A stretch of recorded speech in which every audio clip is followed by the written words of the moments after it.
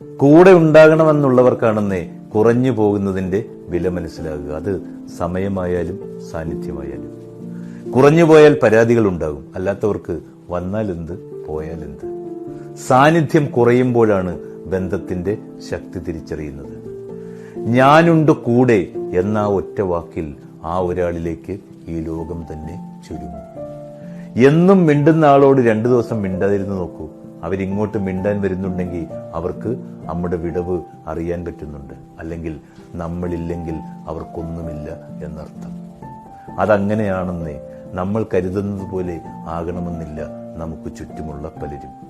എന്തിനും ഏതിനും പരാതിയും പരിഭവവും പറഞ്ഞവര് ഇപ്പോ ഒന്നും പറയാതെ നമ്മൾ പറയുന്നത് മാത്രം കേൾക്കുന്നുണ്ടെങ്കിൽ, അവരിൽ പരാതികൾ ഒന്നുമില്ലെങ്കിൽ അവർക്ക് അവരെ തന്നെ നഷ്ടപ്പെട്ടിരിക്കുന്നു.